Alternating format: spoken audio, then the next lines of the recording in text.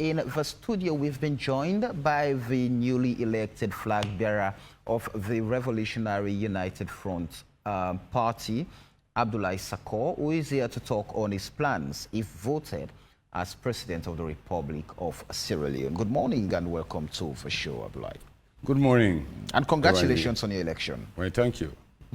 So first off, let's have a fair idea of what really got you into the race.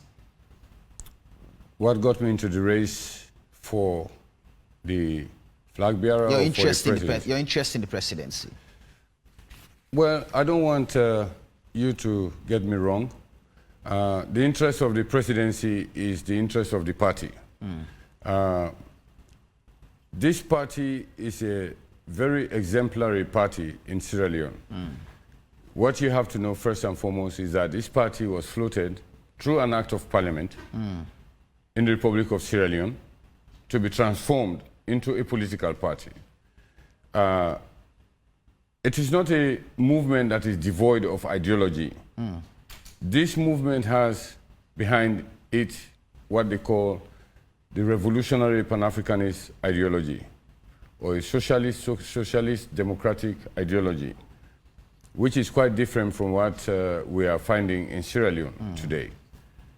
So therefore, my zeal and my enthusiasm in changing the lives of our people in Sierra Leone, I think is what gravitated me towards this position from the party's point of view. What's generally the ideology of the RUFP? The RUFP's ideology is very vast. It is based on Pan-Africanism, it is based on nationalism, and it's based on an ideology that is against all sorts of oppression, colonialism, imperialism, and all the anomalies that Africa has been plagued with. We are against those things. And those are the things that our politicians in West Africa today are condoning. You know, every nation that wants to actually develop itself, you want to be a free nation, you have to take the onerous responsibility of your country, first and foremost. You should not run the country on loans or on gifts from other countries. We are an independent and sovereign country. We have all the natural resources here in this country. So I don't see any reason why we as Sierra Leoneans would not benefit from these natural resources. But what is actually limiting the Sierra Leonean from benefiting from its natural resources in this country is lack of culture. Culture in what sense? Culture in all sense. Culture in language, culture in institutions, culture in education, culture in every aspect. What's the level of, I mean, what's this culture you're talking about? What's this culture? What is indigenous to us? That is what we should accept. We work with what we have. We do with what we have as a nation, as a people. That is the ground level by which we can develop any nation. I mean, we can keep going on and on. We can go on in an election today.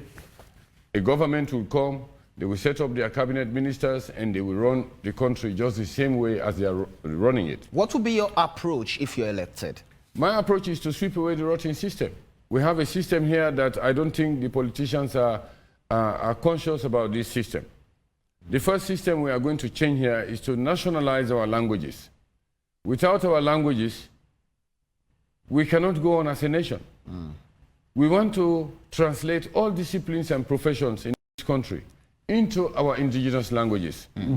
And if we do that as a nation, believe me, it will be the stepping ground for development. Because we are not developing, we are not going anywhere. Has Sierra Leone lost its identity? Yes, we have. We have lost our identity. For example, you and I should be talking Mende or Kisi or any other language at this moment. But we are speaking English because this has been imposed on us by the colonial masters. If you go into the constitution of Sierra Leone, it will tell you that our national language... Are you saying colonialism is the problem for Sierra Leone? Well, we have got rid of colonialism because we don't have white people ruling us. We have black people ruling us. But they are taking the place of the white people. And they are running the institutions that the white people left here. We didn't only fight the white man to leave Africa. We fought the white man for him and his institutions to live here. so that we can have an enabling country where the people are loved by each other without any animosity. The colonial government set the pace for our divisiveness in this country. First and foremost, the TRC report has told us that there are 3 phases that actually caused a lot of problem in this country. The first phase is colonialism. The colonial masters divided us by protectorate and colony. That's division.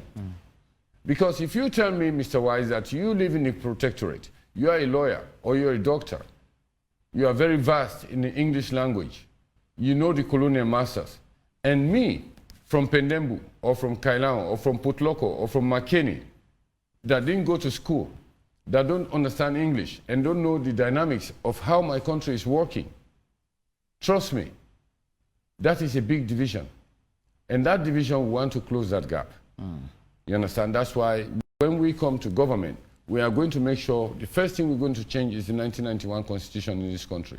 Any country that lives under a bad law, under bad laws, is a country that will never go forward. If you take our 1991 Constitution, you go into our judiciary, you look into our laws, they are all based on British Penal Code of Conduct.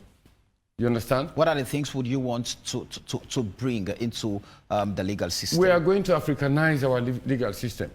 We are going to have a legal system that our people understand, languages that our people understand. Is it the language or the content? What really are you looking at? It's the content and language, because what is in the content of these laws in this country, it's not cascading to the people. The 70% uneducated people in this country don't know anything about the laws of this country, and they are being affected by these laws. So if we don't find a way of interpreting the constitution and the laws of this country into our indigenous languages, Creole, Mende, Limba, Kisi, Kuranko, Madingo, Soso, Fula, all these languages. Is that a major problem holding the development? It is a big major problem. I just want to get it, whether that's the major problem holding back the development of Sierra Leone. Yes, that is it. That is. And this is one area that our governments don't look into, because 9 out of 10 people in this country believe that we cannot translate our disciplines and professions into our languages. And so when we get that done, all the problems would disappear? Yes. When that happens, every avenue would open for development. Every avenue would open for new innovations. You understand? So we are actually proactive that is one big thing that is affecting us. And we are going to fight very hard to make sure that we introduce that in Sierra Leone. It will bridge the gap. How would that help the bread and butter issues that many Sierra Leoneans are calling for?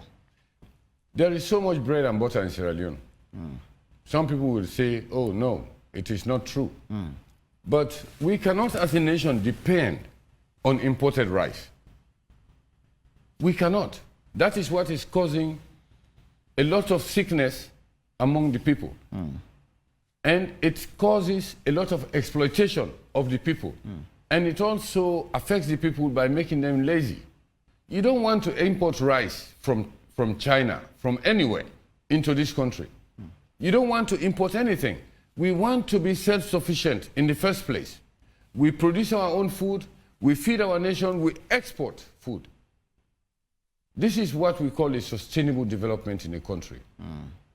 Do you have a timeline? Say if Abdulai Saccoh is elected President of the Republic of Sierra Leone come June 24th, I mean, between this period and this period, then we would be able as a nation to feed ourselves? Castro did it in Cuba for less than 10 years.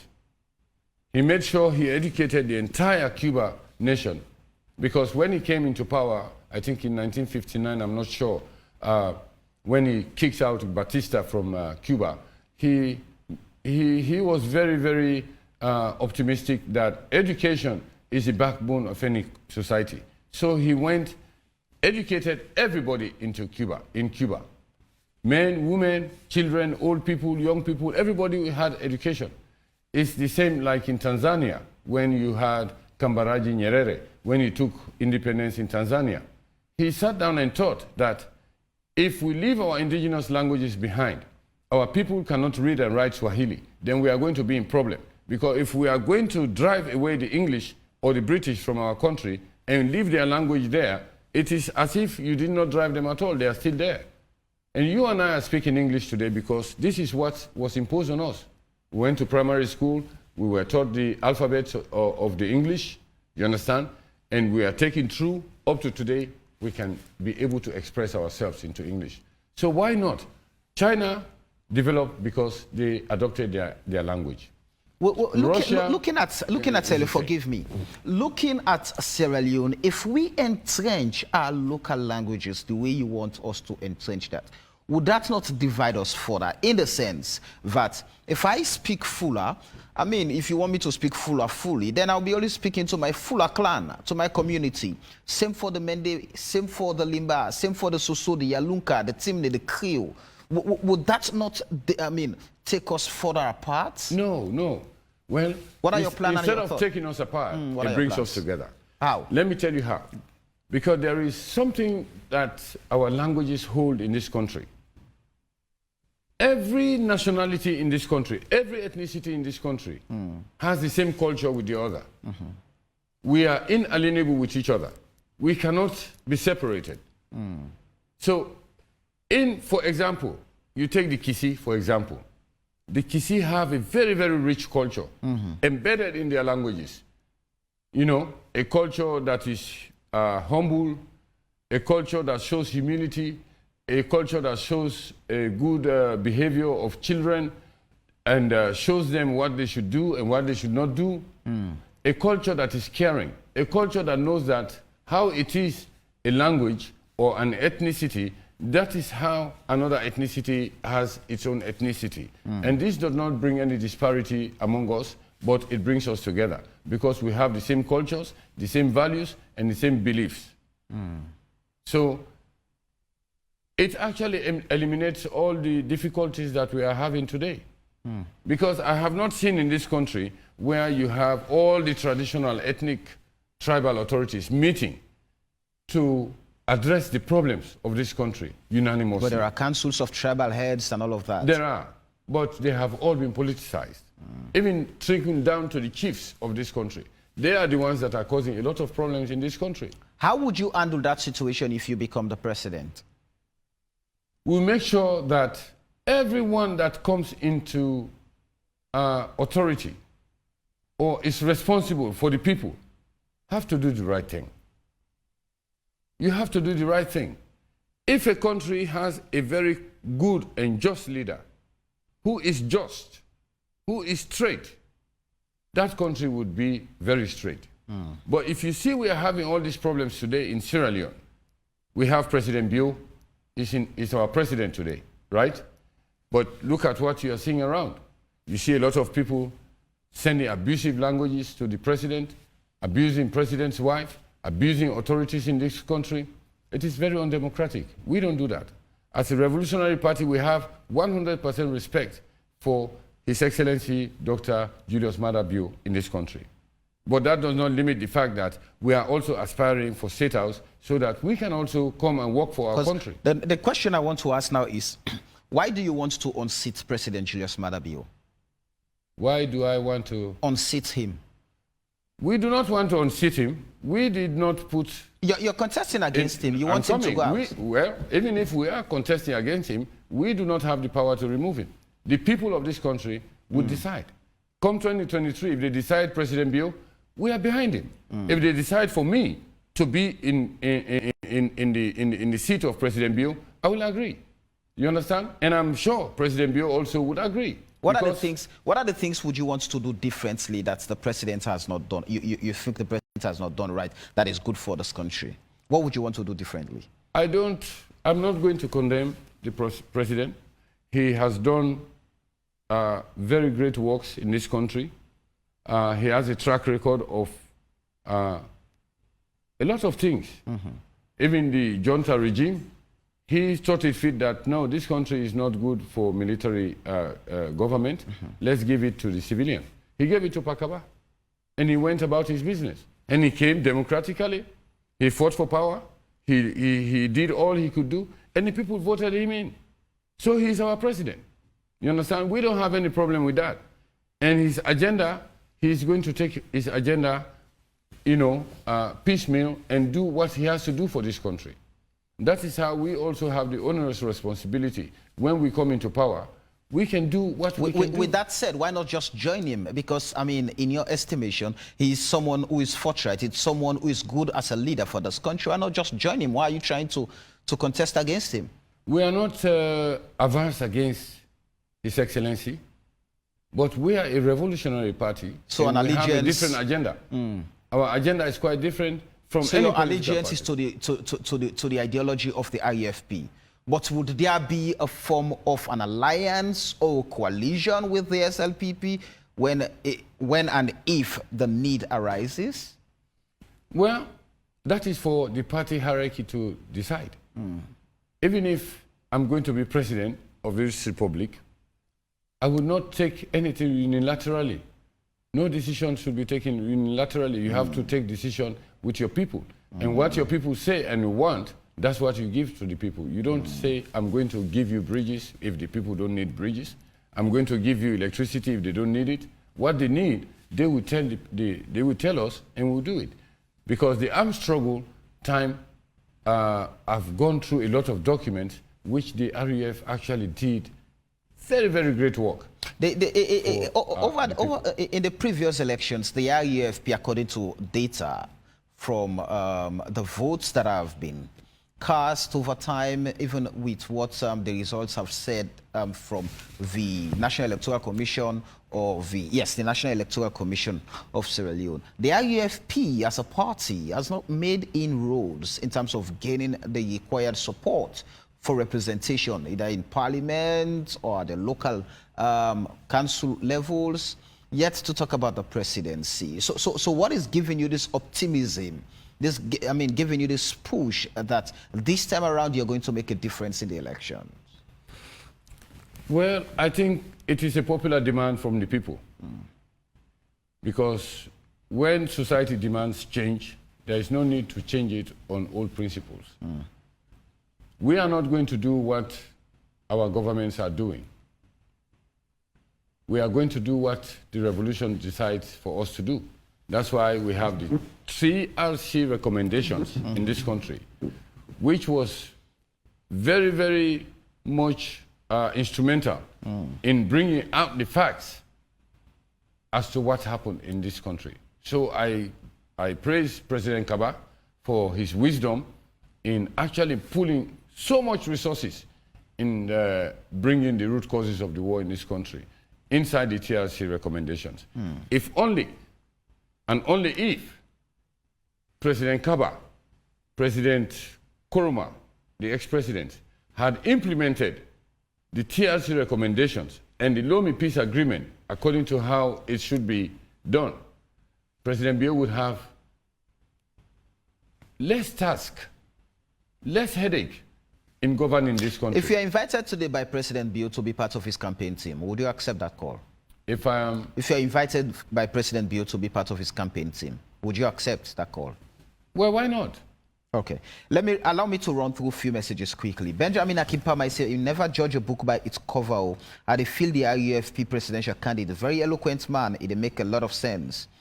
Abubakar Siddiq Darami is saying, indeed, there is enough bread and butter in Sierra Leone. The only problem is how to harness it. Abubakar Rashid is saying, I think you're missing the point, sir. The protectorate was the interland or upline. The colony was for the freed slaves and the captives, but there were settlements with the Timnis, Bulums, now the Shabros. That comparison looks like a mismatch. Ingo Roger is saying, I'm not a fan of the RUFP, but this guy spoke my mind. Africa is supposed to take the bull by the horn. Pan-Africanism is the way for Africa. We have everything in Africa. Let us use them and forget about westernization. Chinese, Indians are doing it in their own way without the West. Africans can as well do it without them. Momo Vande is saying, Samuel, can you please ask Mr. Saccoh if he can write in his local dialect? He has some brilliant ideas, but he is missing some golden points. Henry Commander is saying, this RUFP leader is saying the same things which all of our politicians used to say, that we have all the natural resources to make Sierra Leone a better place, but at the end, we are still going backwards. I think he should say another thing. Janice Alex is saying, this is the most powerful message I have been waiting to hear from people who are aspiring to be leaders, says Sierra Leone. There is no country called Sierra Leone where people speak Sierra Leone as their language. He is a real Pan-Africanist. Best of luck in your pursuit, sir. That's from Eddie Grant. Osam Conte is saying he's talking from the Pan-Africanist point of view, the liberation of Africa, and that makes sense. Siseke Ibrahim is saying all these politicians don't mean good for our nation, Mama Salon. All the politicians now the problem of Mama Salon, but they cannot. They know all the problem, but they cannot implement the ideas to solve the problem. Alpha Rogers is saying, wow, this RUFP presidential aspirant is really making my day. This guy has reminded me of the late Salon Trump. Salon Trump go, okay, that's not too clear. Christopher Pandemba is saying, you guys put Sierra Leone way backward by destroying our infrastructures, economy, and the people. Speak up the truth, sir. This guy, okay, said I'm not going to go through that. The grant is saying, I don't have the right to unseat President Bio. The people have that mandate through the ballot box. Very clever man. Different ideologies made jungle alive is saying, this guy is, okay, I'm not going through that. Good question. No, Fatmata Sila, I'm not going through that. This guy is, no, that is too disrespectful. It's already a stage-managed game plan to rig the elections through ECSL. It could already be seen, okay, that's not what we're discussing here. We'll definitely find time to look at what the ECSL is saying. Alusen Kamara is saying, why do you want to see the President Samuel? The response of the guy to you, and all right, Alusen Kamara, very interesting, thank you. Give them a chance. They have better thinking than APC and SLPP. It's possible to jungle alive. Is saying. Ibrahim H. Kuruma is saying, countries like Kenya, South Africa, etc. have officialized their indigenous languages, but that has changed their underdeveloped characteristics. The RUFP's presidential candidate is saying something good culturally, but isn't a solution to holistic transformation of a nation that we need as a country. As a country, we don't need orators that speak the king's language fluently. We need developmentally oriented, selfless, and honest leaders. I'm going to take 3 more messages. We have so many messages this morning. My intellectual, Samuel, including my guy Jim Samuel, to be honest, do politicians are good in English, but okay, Augustine Philly. That is not too clear. Are you the only presidential candidate for the RUFP? Because I, long time ago, heard about Mike Lamin wishing to be presidential candidate, or some Conte is asking. The final message I would take is from Usman Oliver Kruma. I agree with you, sir. The language has brought a lot of damage to this nation, as law practitioners are not interpreting the laws according to the ways the public can understand. Citizens are misbehaving, all in the names of it's our human rights. All right, those are the messages time would permit us to take. Quickly, let me allow you to respond to some of them as we round off the conversation. Saccoh, quickly. Yeah, thank you. Thanks for all the participants that sent messages here. I'm not sure I know exactly which one I'm going to respond to, because I think 70% of the people... They're just complimentary. We are complimenting. Right. But what I'm saying is that there is a guy there who said that if I can, we can write... If you can write... my indigenous language. Yes, I can write and read my indigenous language. Matter of fact, I have a big library of indigenous languages, ranging from every language. Because don't forget, Sierra Leone is on the map, and our name goes down in history. Right. To say that we are one of the countries that invented writing here. If you remember, Kisime Kamara and Momolu Dualu Bukari from the Vai country, they are the ones that actually invented writing in this country, which is called the Kikaku. Now we have Nko. Nko is 27 alphabets, just like you have 26 alphabets in English, A, B, C, D to Z. That's how you have alphabets in African context also, that is capable of writing all our indigenous languages. It does not matter which language exactly it is. Yes, of course, I can write and read my language. Well, thank you very much, Abdulai Saccoh. It's been a pleasure having you here this morning, and we wish you all the very best.